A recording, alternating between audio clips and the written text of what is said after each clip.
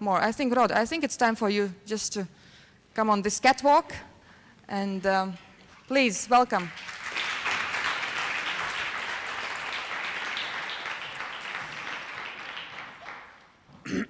Right, good morning.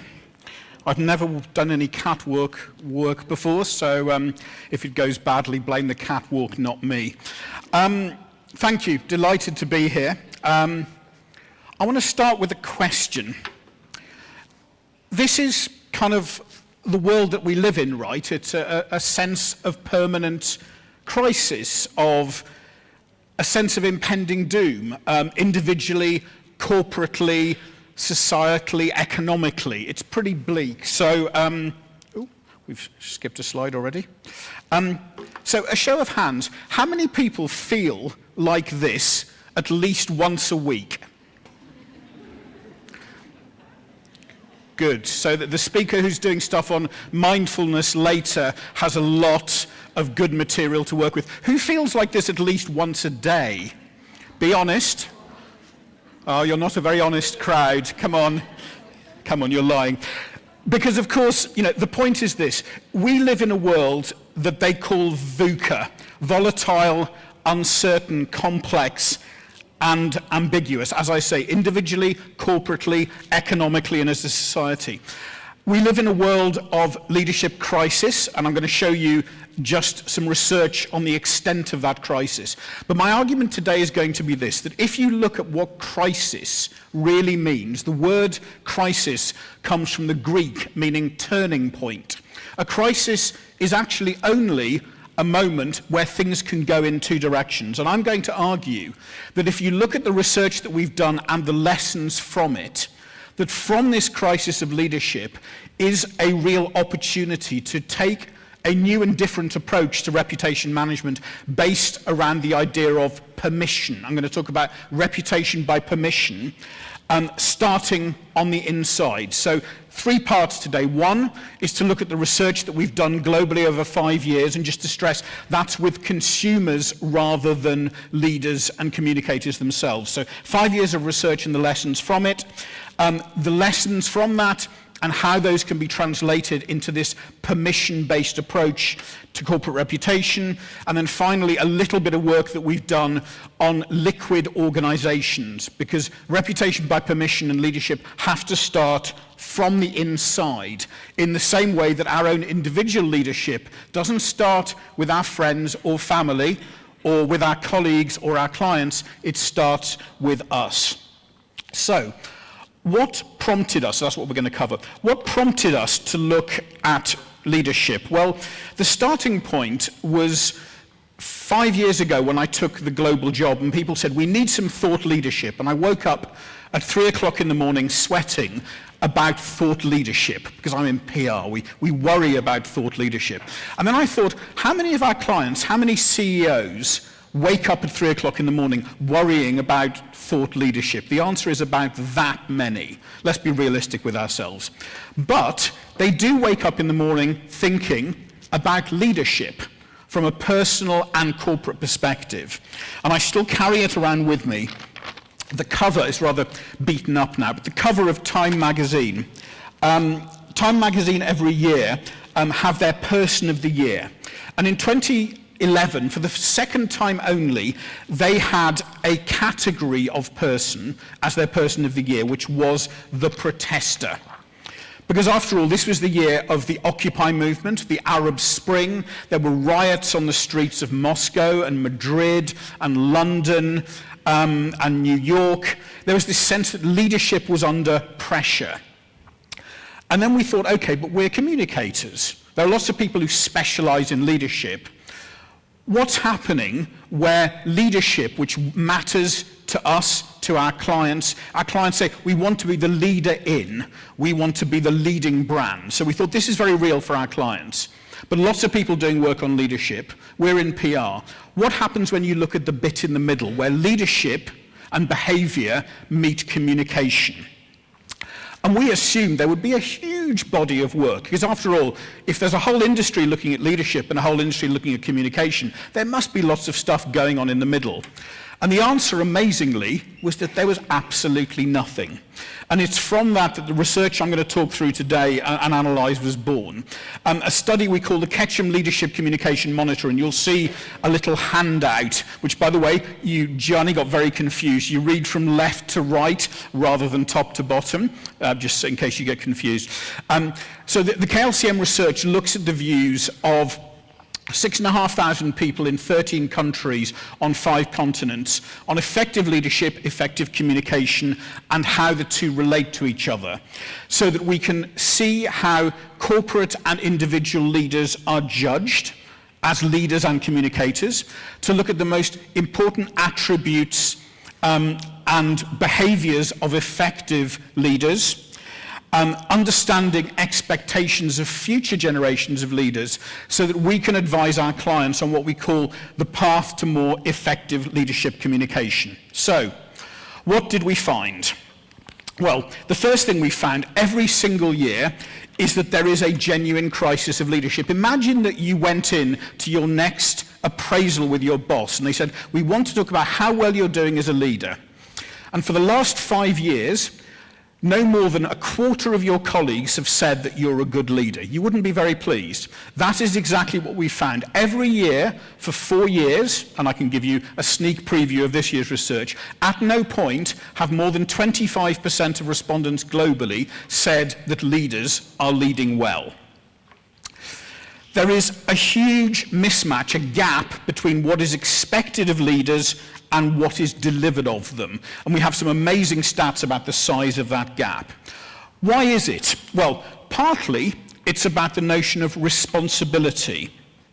Incredible figure last year that when leaders fell short of expectations, the world thought only 13% of respondents believed that leaders took appropriate responsibility. So back to your appraisal. You're not a very good leader, and just over 1 in 10 of your colleagues think that you take responsibility when things go wrong.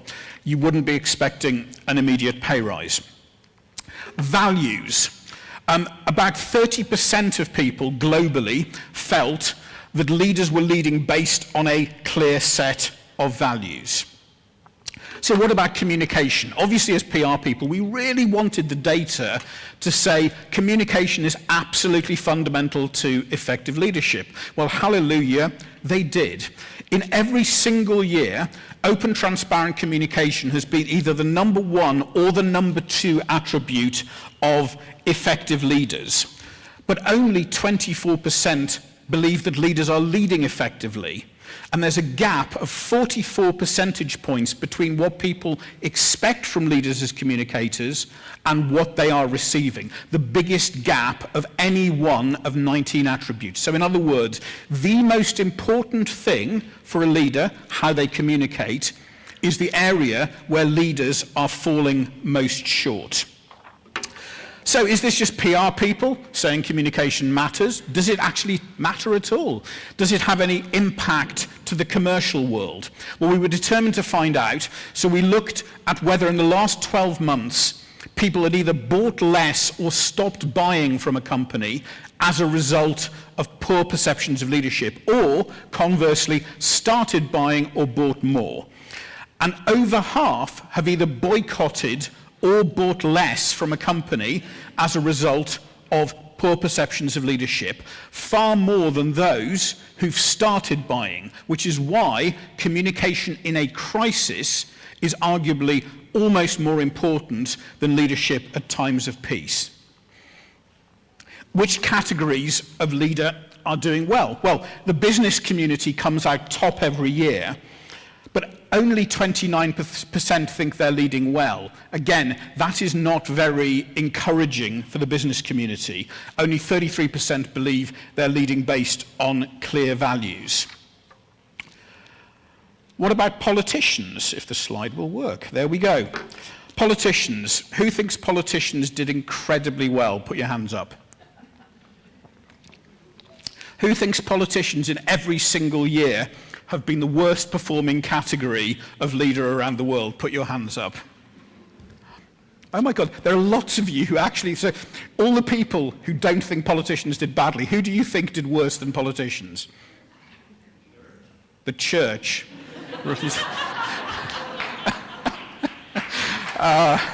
Round of applause for that. Actually, it's a rhetorical question. Politicians, although the church did do quite badly, in reality, politicians every year were the worst. 70% last year believed that they fell short of expectations. 9% thought that they took a responsibility when things went wrong, and yet 50% think that things will get even worse than that. So politicians appalling. You'll see on the handout that what we've done is we've analysed all sorts of data for 21 individual industries and looked, when you aggregate all the data together, which industries are doing well and which are doing badly. Across the board, pretty much every year, the technology sector comes at the top. And again, you can see an awful lot more detail in the handout. And what we've also done, and here's an example from the banking sector, is we've got these dashboards that say not only what is their score, where the average is 100, so the banks are at the bottom with 36. We can say specifically how they did on things like leadership communication, taking responsibility, and where they sit. So the banks, for example, actually not doing too badly on leadership or communication, but bottom out of 19 on taking responsibility and meeting expectations. So it's a great example of banks marketing one thing and doing another. And I'll come back to what we call the say-do gap between what you say, the expectations it creates, and what that does for your bottom line. And you'll see as well that the banks are the number one industry where negative perceptions directly damage consumer spending. So again, across 19 industries, we have detailed data on the specifics of how an industry is doing and the commercial impact. So that's the first bit, that's the problem. So keep calm, I have the solution. Well, that's ridiculous, because if I had the solution, I'd be God, and actually I'm not. So what I would say, though, is that we do have some practical lessons, because we were determined not just to say, is there a problem? We also wanted to say, if there's a problem, what's the solution? So part of the solution is what we call avoiding the say-do gap. You'll remember the number one attribute of an effective leader is open, transparent communication. Every year, all the attributes that come after that are highly action-orientated. It's about handling crises calmly. It's about taking tough decisions. So this alignment of what you say with what you do and avoiding that gap between your words and your deeds is absolutely fundamental. And there's this lovely quote, what you do speaks so loudly that I cannot hear what you say. A lovely quote from Ralph Waldo Emerson. And another one from Abraham Lincoln. I don't know why I'm getting all American president on you. Character is like a tree and reputation its shadow. The shadow is what we think of it. The tree is the real thing. So the notion of PR as all too often putting lipstick on a pig, it's not about trying to make something look good. It's about making sure that the thing that you are PRing is good in the first place. And I'll talk later about the role that PR has in doing that. For a number of years, our corporate communications team says you can't touch gender. It's controversial, it's difficult. 2 years ago, I got bored and decided to ignore them. So we looked at gender. Does the world think that female leaders or male leaders are doing better on the things that matter? And the answer, you'll be pleased to see, is, well, you're pleased to see if you're a woman or a man for that matter, is that female leaders 2 years ago outperformed male leaders on pretty much every single one of the attributes that the world thinks is important. So we coined this phrase, of course, says someone in the front row. So yeah, I've been thrown by that, of course, thank you for that. So we coined this phrase, the future is more feminine. Not to say that women are the future and men are history. I know I'm bound to say that, but come on. Gianni's getting angry in the front row. But because it means that regardless of whether you are a male or a female leader, there are lessons to be learned from female leaders who at the moment are doing better than male leaders on what matters most. But what's interesting is even though the world thinks female leaders are doing better, we live in a world that still looks to male leaders to lead. 61% last year said that they are looking mainly to men, to male leaders, to get us through the challenges of the next 5 years, and only 39% to female leaders. So there's this odd disconnect. We think female leaders are doing better, but we look to male leaders. There's something interesting and odd going on. What do people want from a leader in a crisis? So, what do people think in the audience? What is the least important thing for a leader to do in a crisis?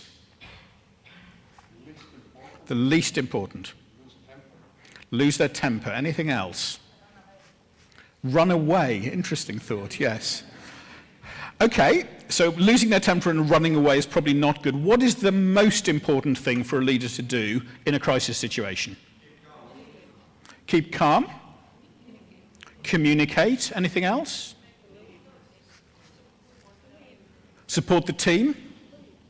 To lead. There we go. That's quite nice. To take responsibility. Okay, so this was kind of interesting. The least relatively important attribute of a leader in a crisis is to show empathy for those most affected. Stick with me, this makes sense in a minute. The second least important attribute of a leader in a crisis is to engage in meaningful dialogue with those most affected. So we stopped when we got this data and went, this is really weird. Crisis Communications 101, especially when there's loss of life. CEO, front and center, showing the human face of the organization. So we're a bit freaked out at this point.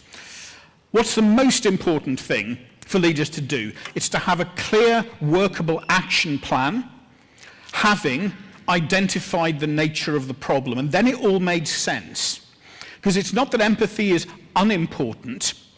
It's just that unless you take empathy, which makes people think good, they're a human organization, and then turn that empathy into action, because people go, they're a human organization, great, now what are you going to do about it? So we coined this phrase, operationalizing empathy, which unless you turn the empathy into action, then rapidly the empathy just looks like empty words.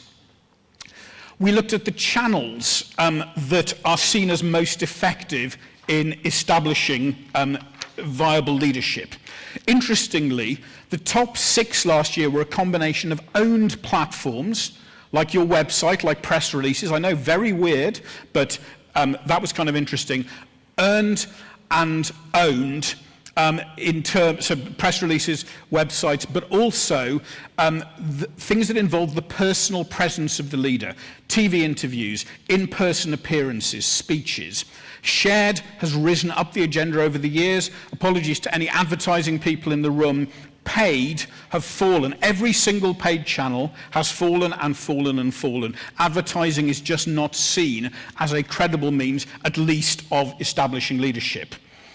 Which brings us back to the idea that what really matters, regardless of the channel, is bringing what we call the personal presence of the leader through. It doesn't matter what your channel is. It's why CEO blogs are so risky, because unless the CEO is blogging themselves, or you have a ghostwriter that is so good that it sounds like the voice of the CEO, then it just doesn't seem plausible. And I heard a good story from a colleague who worked on Obama's first campaign on the social side. I said, how did you manage to get Obama so effective in social terms? And he said, well, look, we had access to the same technology, the same funding, and the same tools as the Republicans. The difference was that we created such a consistency between Obama, the real man, and Obama, the social avatar, that when they got a tweet from Obama, people somehow went, my God, Obama just tweeted me. Well, of course Obama didn't just tweet you, but it was plausible, it was credible. The authentic leader was coming through, regardless of the fact that it was a social channel. What do companies need to do to lead? Well, the answer is number one, trustworthiness. In every single year, the number one attribute that allows a company to be seen as a leader, followed by the quality of its products and services and its customer service. This, for me, is one of the most fascinating findings. Year after year, we've looked from different angles at how important your own people are. We all know instinctively that internal communications, employee engagement is important. But from years of research, we keep finding different reasons why it is way more important than anyone had originally thought. In 2013, we looked at what people wanted leaders to do to help to restore confidence. The number one was collaborative leaders who seek solutions by listening and consulting more. In 2014, we looked at the sources of information on a company that were credible and changed consumer spending. The employee who you know, number 2, the CEO, number 10. So in terms of what actually drives consumer spending, your own people are way more important than your senior management. We looked last year at where people thought leadership should come from. Should it come mainly from the CEO, from the board, from other senior management, or from the whole organization and everyone within it? And the answer is that 45%, nearly half, said they wanted it to come from the whole organization. Only 25% said the CEO. So we coined this phrase, the rise of the titleless leader, with Superman face planting, because the hero singular leader is these days simply dead. We also found a couple of years ago what we called the leadership evangelists, and I'll come back to this later, a specific group of people who 4 times a week or more discuss leaders and leadership online, who are predominantly younger, more educated, with more disposable income, interestingly, tend to come from countries with a very high penetration of mobile phones, Brazil and India particularly, have a disproportionate influence on other people's spending, and who will punish you more when unhappy than normal people, and will reward you more when they are happy. So this idea of the leadership evangelist, this small group of disproportionately influential people who you need to find and engage with. And then finally, last year we looked at how open countries were to leaders from overseas. How comfortable would you be having a leader from another country leading a major national corporation in your country? This was fascinating. All of the countries that are doing best at leadership are the ones most open to leaders from other countries. All of the countries doing worst, particularly in the US, Canada, and Western Europe, who after all have exported business schools, have exported MBAs, who are the ones most closed to the idea of a foreign CEO. So there's a really interesting thing there, that the people who have the most to learn are the people least willing to learn it. So we thought, how do we boil this all down into a simple, memorable thing? And we thought, well, it's like a mathematical formula. After all, an equation, if any one part of the equation falls away, the whole equation fails. So we boiled it down to this notion that credible leadership is 3 things. It's open, transparent communication, what you say and how you say it, decisive action, what you do, and then this imponderable secret sauce of personal presence, the engagement of the leader or the leadership team shining through. So, what next? Well, as I say, the Greek word the word crisis comes from the Greek turning point. This is the Mandarin symbol for crisis, which consists of the separate symbols for opportunity and risk. So you can say whatever you like about the Chinese and the Greeks, but they have taught us a thing or two over the centuries. And so for me, this notion of crisis as a turning point is fundamental, because in this crisis is considerable opportunity if we are prepared to listen, and I mean really listen, to what the world is telling us through this research. And what we've done is we've taken this a stage further into what we've called reputation by public permission. The idea that in the modern world, your reputation is not about your products and services only, or your value proposition, or your words. It's beyond all of those things. Actually, it's beyond your control. Because ultimately, there's a basic, simple philosophy here, which is that businesses serve at the pleasure of the people. If you don't take people with you, you don't have a business. And that has quite profound implications. It's not natural to us as communicators. We've been wired to believe that you can somehow control the message or manage the audience. We use terms like reputation management, media management. Well, we live in a social connected age. You can't manage the media. You can't control your audiences. But what you can do is listen to them. And this is really important because in a way, the way communications has been structured has divided things up into what you could call working euros, the marketing and sales side, the demand generation side, if you like, offense, if to use an American football term, and then the non-working euros, the defensive corporate reputation management, the crisis management, the issues management. But the reality is that these worlds are now colliding. Why are they colliding? Well, they're colliding because of our friends, the evangelists. You remember these disproportionately influential people hiding in plain sight who sit at the intersection of this world where we used to think we lived in a world of suits and skinny jeans.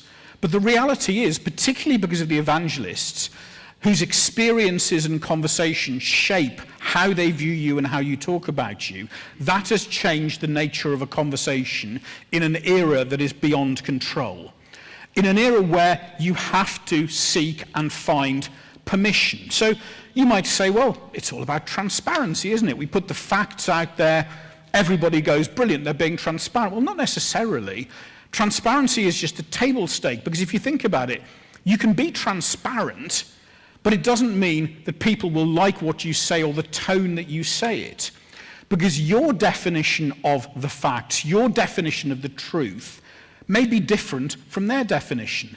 And the job that you have as a communicator is to find and understand and act on the difference, so that your version of the facts and the truth and the version that your audiences actually resonate towards work together. So does that mean, you've got to ask yourself, does your value proposition still count? We get clients who come to us and say, it doesn't matter how many press releases we put out, how many tweets we do. It doesn't matter how many white papers we publish or round tables. For some reason, there's this disconnect between what we're trying to say and the way that our audience is receiving it. Well, that's because you haven't got permission. It's because you're not seeing the world through your stakeholders' eyes. And that's what life without permission is like. It's a world in which you are a sitting duck for those who criticize you. It's a world where, as I say, it doesn't matter which communications tools and channels you use, you are talking past each other. You're not having a proper dialogue. So clients say to us, particularly on the marketing side, yeah, it's all lovely, all this reputation stuff, but sales are up. Well, they can be, but look at what a truly great brand like Starbucks can do when it fails to get permission. You probably saw, you may have been in a cave if you didn't see this, the whole Race Together scandal that happened in the US, where Starbucks thought, yeah, we're a brand built on engaging with our community. We're in communities that are very ethnically diverse. We're going to talk about race, and we're going to do this Race Together thing where we're going to get people together in coffee shops and get them to talk about race, and we're going to stick it on Twitter, and it'll all go viral, everybody will love Starbucks. Well, unfortunately, it didn't, because Starbucks found pretty damn quickly they didn't have permission from their audience to talk about race. They tried the same thing with gun control. And for whatever reason, Starbucks did not have permission to talk about those things. And the backlash and damage to the brand of trying to move with something on which they didn't have permission was very considerable. Another industry, we saw it earlier on, that doesn't have permission, the banks. Maybe I'm channeling things through a UK view of the banking sector. They did almost bring our economy to the knees. But, they really struggle now because it doesn't matter what they do in marketing terms, people still expect them tomorrow to fix the interest rate again or to be playing with numbers in a way that is inappropriate, if not illegal. And the problem is they keep doing it. They keep saying we're going to change, and then they don't, and the say-do gap comes back in.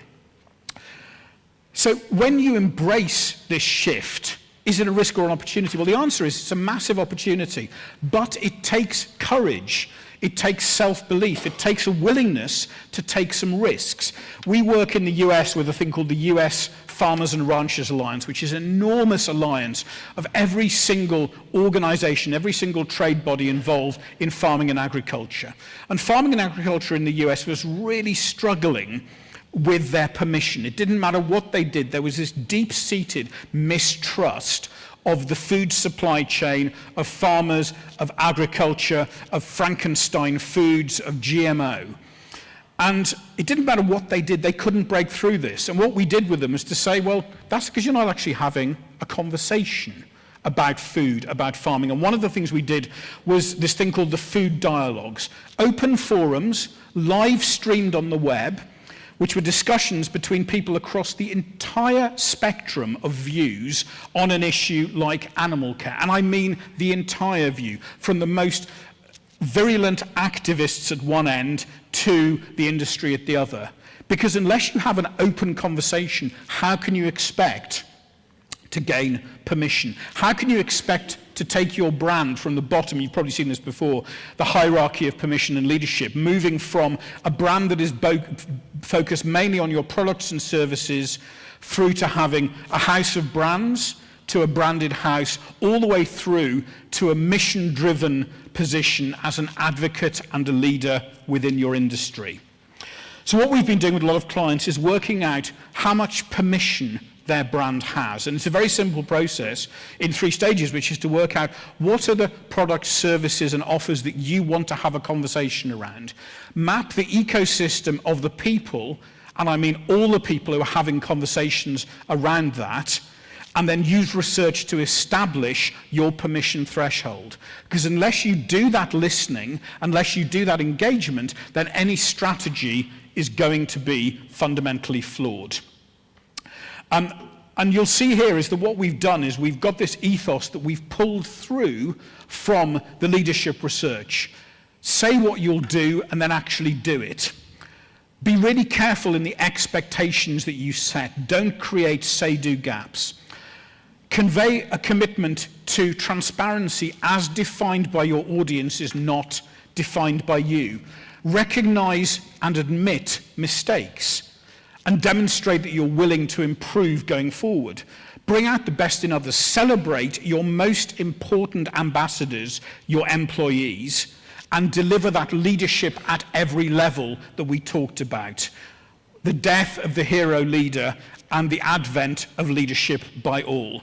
Show a willingness to listen and learn, and be very careful with those evangelists. Work out who they are, what they're saying. So you might say, great, let's get out there and engage. Well, yes, you can do that.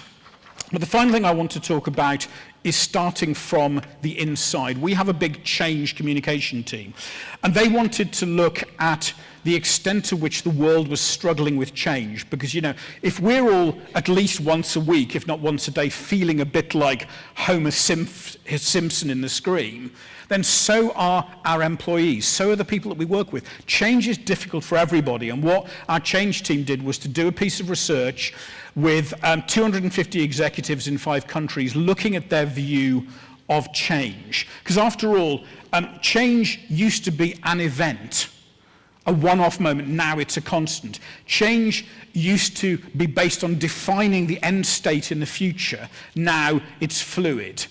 We used to manage change by explaining and by getting buy-in. Now we have to engage and enable. We used to talk about cascading information. God forbid. It's now about what we call the fountain of communication, coming at every level within the organization, not just from the top down. So what do people think about change? Well, 95% of them said that managing a change is critical to effective business success. Not entirely surprising.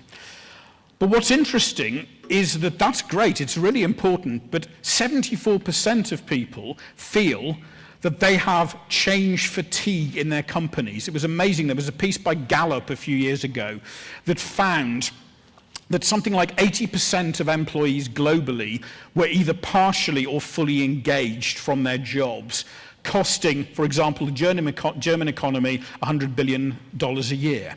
People are tired. Change is a constant. So even though people know that managing change is important, and they're aware that change is a source of fatigue, there's also a worrying sense of complacency. If you then say, okay, so change is important, and you know that there's change fatigue, how much are you doing to manage this? A lot of them felt that they are fatigue blind. Nearly 28% felt that they were fatigue blind, and there's a real mismatch there. If 74% of people in the companies are saying that they're tired and the management don't agree, then you have a problem. You have another say-do gap. So what we've been working on is this idea that it's not just about change in leadership behavior, but it's about a change of the entire organization. The idea that you need to find a liquid organization, a liquid state for an organization that is readily adaptable, that is driven by constant opportunity, and that has the same core structure but can take different shapes, rather than being a non-adaptable solid state or gaseous, where you're adapting to everything in real time and you haven't got your eye on your core. And what we found, therefore, is a model that says that the most liquid organizations are characterized by 4 attributes: transparency, being pioneering, being dialed in, and being agile. And there's a whole world of work beyond that. I just wanted to give you a flavor of the idea of the liquid organization and of the attributes of it. Transparent, communicating with clarity. Pioneering, promoting curiosity and risk-taking. Dialed in, showing strong connections and fostering co-creation.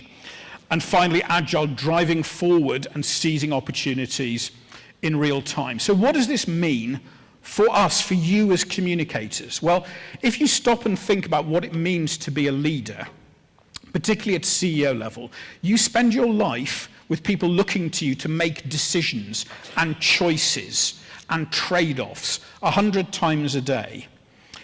And the fact is, that's what it looks and feels like to be a leader. You can't go, it's Monday, today I'm going to think about corporate reputation, on Tuesday I'm going to think about the brand, Wednesday will be the day that I do crisis management, and Thursday I'm going to think about my brand reputation. It just isn't the reality.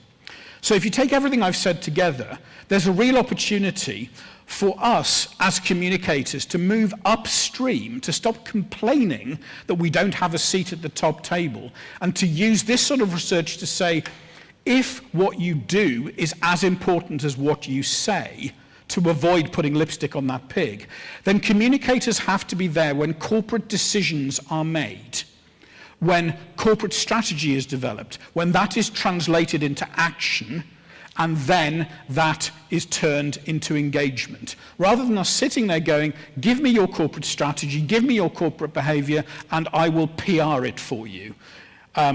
Just those days have gone. In a way that allows us to move, per the title of my presentation, from leadership crisis to an era of permission. So that we learn the lessons, we move to a permission-based approach to reputation management, and we start where it matters most, with ourselves and on the inside of our organization. So that once a week, we go from feeling like this to feeling like a dancing Bart. I can't believe I have a dancing Homer Simpson in my presentation, but that's life. So I wanted to finish with a little bit of fun. This is actually a TED talk. It seems funny and flippant, but it makes an incredibly important lesson that I think everyone should listen to. So if you can turn the volume up and run VT. If you've learned a lot about leadership and making a movement, then let's watch a movement happen, start to finish, in under 3 minutes, and dissect some lessons. First, of course, a leader needs the guts to stand alone and look ridiculous. But what he's doing is so simple, it's almost instructional. This is key. You must be easy to follow. Now here comes the first follower with a crucial role. He publicly shows everyone else how to follow. Notice how the leader embraces him as an equal. So it's not about the leader anymore. It's about them, plural. Notice how he's calling to his friends to join in. So it takes guts to be a first follower. You stand out and you brave ridicule yourself. Being a first follower is an underappreciated form of leadership. The first follower transforms a lone nut into a leader. If the leader is the flint, the first follower is the spark that really makes the fire. Now here's the second follower. This is a turning point. It's proof the first has done well. Now it's not a lone nut and it's not two nuts. 3 is a crowd and a crowd is news. A movement must be public. Make sure outsiders see more than just the leader. Everyone needs to see the followers because new followers emulate followers, not the leader. Now here come 2 more people, then 3 more immediately. Now we've got momentum. This is the tipping point, and now we have a movement. As more people jump in, it's no longer risky. If they were on the fence before, there's no reason not to join in now. They won't stand out, they won't be ridiculed, and they will be part of the in crowd if they hurry. And over the next minute you'll see the rest who prefer to stay part of the crowd, because eventually they'd be ridiculed for not joining. And ladies and gentlemen, that is how a movement is made. So let's recap what we've learned. If you are a version of the shirtless dancing guy, all alone, remember the importance of nurturing your first few followers as equals, making everything clearly about the movement, not you. Be public, be easy to follow. But the biggest lesson here, did you catch it? Leadership is overglorified. Yes, it started with the shirtless guy, and he'll get all the credit, but you saw what really happened. It was the first follower that transformed a lone nut into a leader. There's no movement without the first follower. See, we're told that we all need to be leaders, but that would be really ineffective. The best way to make a movement, if you really care, is to courageously follow and show others how to follow. When you find a lone nut doing something great, have the guts to be the first person to stand up and join in.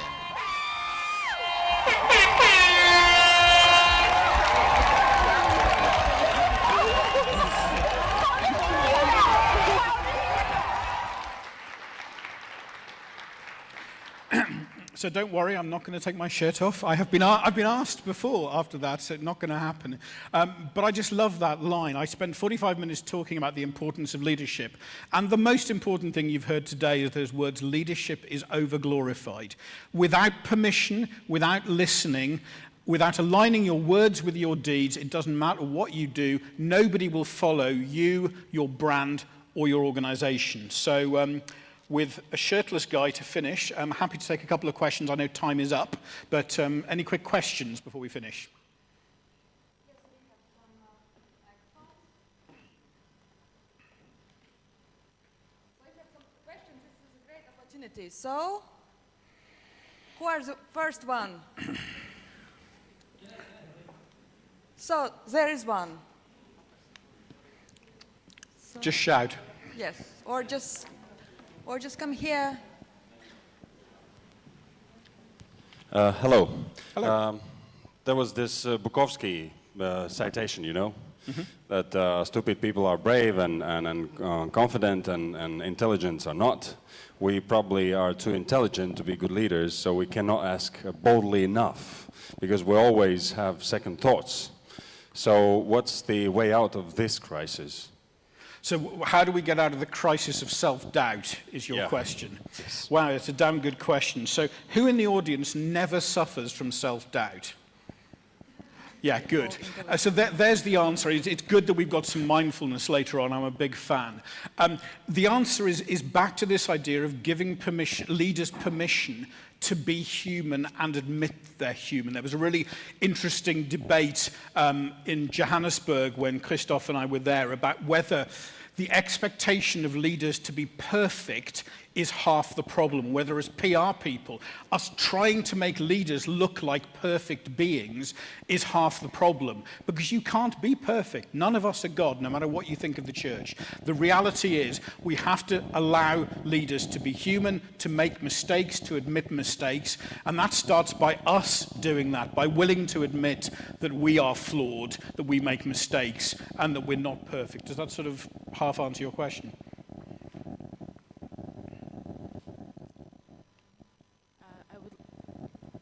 I would like to ask the first part, the first question, the first part. What do we do with the crisis of people who don't have doubts, like Donald Trump? Sorry, one more time, I couldn't quite hear you. Once again, for the first question, there was a first part, that there are people who don't have doubts. For example, Donald Trump, what we are doing with this kind How of do you crisis. deal with people who don't have doubt? Yeah, they're the ones that worry me the absolute most. And, you know, we all work with them. There are people who seem to believe that somehow they've been sent down from the heavens to save us all. The answer is, well, this is just a personal view, the answer is not to try and change them, because you're not going to. The answer is to accept them for who they are, work out what their agenda is and how you can be helpful without being untrue to yourself. We can't change other people's behavior, we can only change our own behavior. And I just think trying to change people who believe they are God-sent is a complete waste of time, in my experience.